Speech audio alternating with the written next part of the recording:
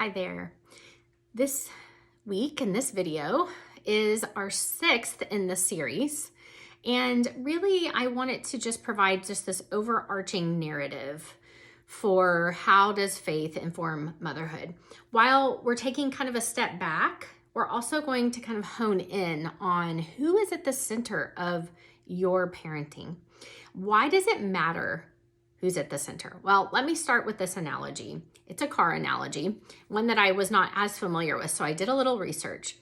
And I started looking at the hub on a wheel. When we talk about something that's at the center, this hub kind of comes to mind. It creates this image and this picture. And as I started researching on the importance of a hub, the first thing that came up was safety. So the hub is crucial on the wheel of your car because it literally is what connects the tires to your car. Secondly, it provides direction. So did you know that the hub and these wheels actually determine the direction of your car because it's what is controlling the steering of your car. It allows your car to be steered in the direction you want it to go. That comes from the hub. And then thirdly, it actually helps determine the speed because that hub is also connected to your braking system. And it even assists in the traction of your car, meaning how well it actually stays on the car and navigates the road. So looking at that analogy, let's then apply it to our parenting. Why does it matter who is at the center? Well, when your faith informs motherhood, then that means that we are placing God at the center of our parenting and not our children. Now, that's really easy to say. It's a lot harder to live out. So I want to break that down.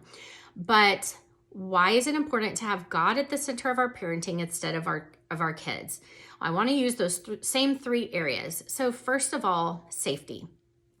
When we put God at the center of our parenting, it helps keep us safe along this journey. Not just the safety of our journey, but let's take a look at our identity, right? So if our kids are at the center of our parenting, then our identity begins to be formed around our children, which means that that unit of measurement we use on how well we're mothering begins to be placed on how our kids are responding, how our kids are behaving, how our kids end up in life, whether they're successful or not. All of these become indicators of our identity if we're looking at our children as that source of our identity. And that begins to jeopardize just the safety of our mental state, the safety of even the amount of importance we place on ourselves, this feeling like we have to be the one to keep our kids safe, or we have to be the one to determine their whole future, or we have to be the one to always protect. And it's just this deep sigh of relief when we realize that as God is the center, He's the one that determines their safety and our safety because He also determines our identity. And that is really good news. But also, keeping God at the center also helps keep our hearts safe. It protects our hearts from feeling discouragement and anxiety because with our kids at the center, our focus is on them, isn't it? And so we just see all of the what ifs and the problems, and it is anxiety inducing. I feel that. I felt that even this morning. And so it's just this reminder to step back and put our eyes back on God, keeping Him at the center and not our children. And that will allow for a safer journey. Secondly, direction. So if our children are the center of our parenting, they are the ones determining which direction we go. So I can see this play out in even just how many activities we commit to, how many things we say yes to, what movies we say yes to, what friends we say yes to, what overnight activities we say yes to. So when we are looking at our children and we're allowing them to determine the direction we're going, I think that it actually allows us to start living more for the approval of man and the approval of even other parents or peers rather than for the glory of God.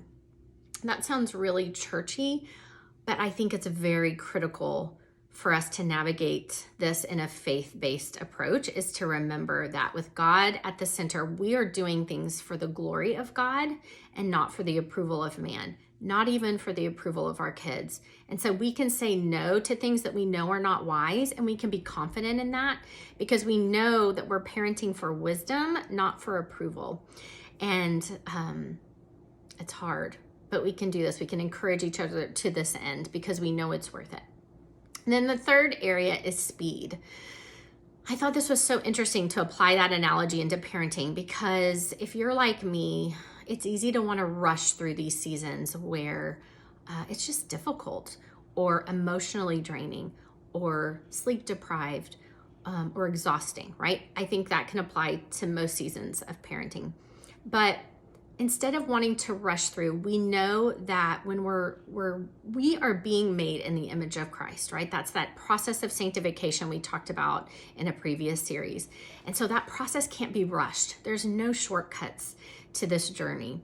And so for us to lean into God's timing rather than try to rush through the timing that we want to see, whether it's an answer to prayer in our children's lives, whether it's an answer to prayer for our own character, or just wanting to rush through this training and discipline stage, and let's just get already to the point where our children are patient, loving, kind peacemakers, right? I think it's easy to want to rush through that rather than really trust God's timing. And so placing God at the center of parenting rather than just our children allows us to take a step back and really trust God's timing in all things. So let me leave you with this prayer. Really, Matthew 6 is where I spend the majority of my time meditating and praying. And it really is something that informs my whole message of my ministry and my words that you either read or listen to. And in Matthew 6, it just talks about, don't worry. What will we wear? What will we eat? Don't worry about those things, right? And I think with our children, it's really easy to worry, who will their friends be? And will they be able to be in this activity? Will they make this sports team? Will they get into this college? And will they be able to be a successful young adult living independently? And all these what ifs can just be so fear-inducing and anxiety-ridden.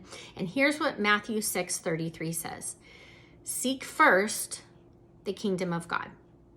Seek first the kingdom of God.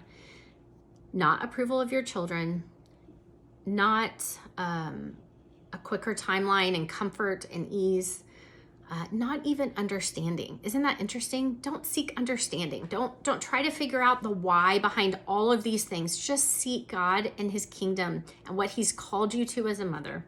And all of these things will be added to you. So as we keep our eyes fixed on him, keeping him at the center of all things, not ourselves, not our children, we know and we can trust that he will hold all things together.